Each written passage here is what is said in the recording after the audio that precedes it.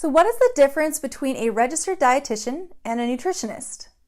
Well, a lot, and nothing, depending. Stay tuned to find out who you should be getting your nutrition information from and why.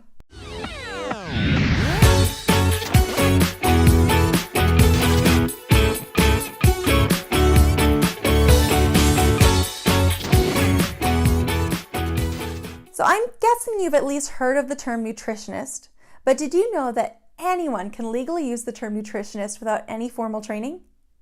As of 2018, anyone, even with no training, can call themselves a nutritionist, literally. You can buy a certification online with no education, you can call yourself a nutritionist without buying anything, or you can have a degree in nutrition and dietetics. A registered dietitian, abbreviated as RD or RDN, is also a nutritionist, but there is a key difference: specific educational requirements. The same way that a medical doctor or a nurse goes through specific training, degree programs, and supervise residency or internships, dietitians have requirements.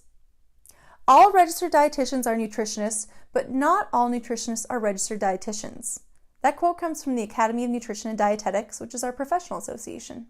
A registered dietitian has at minimum completed a Bachelor's of Science in Nutrition and Dietetics, or a master's degree in the same if their bachelor's was in a different field.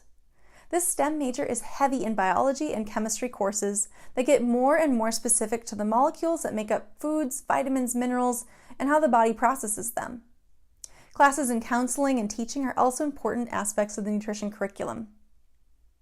A dietetic internship of at least 1,200 hours in a variety of settings that RDs work in under supervision. This is similar to a medical residency and has strict requirements for what must be experienced, and the competency is met and signed off by supervising dietitians. Dietetic internships are also highly competitive. According to All Access internships, more than 50% of students don't get matched to a dietetic internship. This process of being accepted requires not only good grades, but multiple essays, recommendation letters, work experience, interviews, and fees to apply to most sites. Dietetic internships, or DI as we call them, range from 6 months to 2 years, with the average being an academic school year of about 10 months. Interns work full-time shadowing and learning from registered dietitians in different fields, while doing additional papers and presentations for the internship itself. Competencies must be met in areas of clinical medical nutrition therapy, more on that in a minute, food service management, and we are not the lunch ladies, school nutrition, dialysis, public health, women, infants, children, diabetes counseling, and so much more. This video is dedicated to all of the amazing dietetic preceptors out there. Thank you. Upon completion of a dietetic internship, the person will study for and take a national registration exam. This contains at least 140 questions covering areas of clinical nutrition, calculations, food service, counseling theory, and metabolism. A passing score makes the test taker a registered dietitian. Additionally, many states also require state licensure, which has additional requirements on a state-to-state basis. But wait, there's more. Every 5 years, there's a minimum of 75 hours of continuing education that must be documented and submitted to the Commission on Dietetic Registration, which is our credentialing body, including at least 1 hour of ethics training to maintain the credential. Most dietitians, like myself, tend to go well over the 75 hours because there's constantly more to learn. Additionally, as of January 1st, 2024, all new dietitians must also obtain a graduate or doctoral degree in nutrition, along with all of the previously mentioned requirements in order to become registered. Like me, many current dietitians are getting master's degrees not only for the knowledge, I love learning, but also to stay competitive in the field. So what else is special about registered dietitians? Well, registered dietitians are the only profession that can legally call themselves nutrition experts and give medical nutrition therapy, or MNT for short. MNT is diets or diet advice for specific medical concerns that go beyond generic nutrition advice like eat more vegetables. Some disease states are very nutrition dependent for life and for health. Now, medical doctors are legally allowed to give nutrition advice and sign off on dietary components in clinical settings. But most medical doctors have only had one class of nutrition education in their whole college experience. Some, of course, understand the importance and go on to do much more. Registered dietitians can have many different kinds of jobs. Many work in hospitals or other clinical settings where they're dealing with acute illness and providing MNT. Some, like myself, go on to additional training and counseling skills in psychology to deal with clients on a behavioral and mental health basis. Others get additional certifications in specialty areas like diabetes or renal nutrition. Some work in food service, creating menus, ordering food in bulk, running a kitchen staff, working with food allergies and calorie counts. This is way harder than it sounds.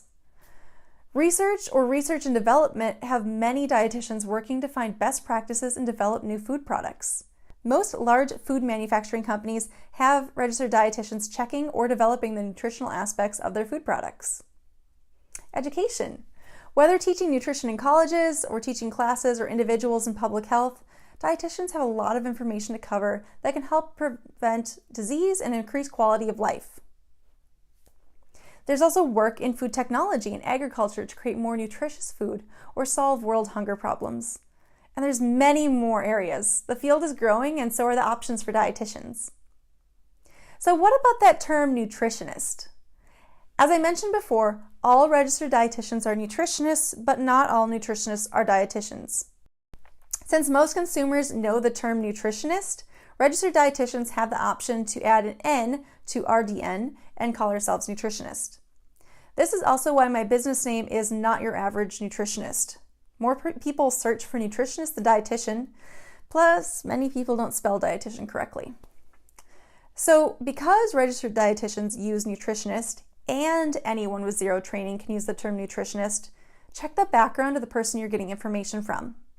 Whether you're reading nutrition advice from a magazine, finding someone to personally help you with a nutrition issue, or a class you're registering for, look for the training. For all of these, a minimum of a bachelor's in nutrition is essential. Dietetic technicians registered, or DTRs, are also well trained for general nutrition education and are also credentialed by the Commission on Dietetic Registration. For personalized medical nutrition advice, only seek out dietitians who specialize in your area. Look for the initials RD or RDN after their name. I hope this helps you seek out who to get your nutrition advice from, or if you're entering the nutrition field, a bit of the overview about the process to become a registered dietitian.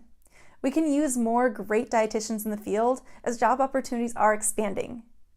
For more information on becoming a registered dietitian, check out the links in the description below this video.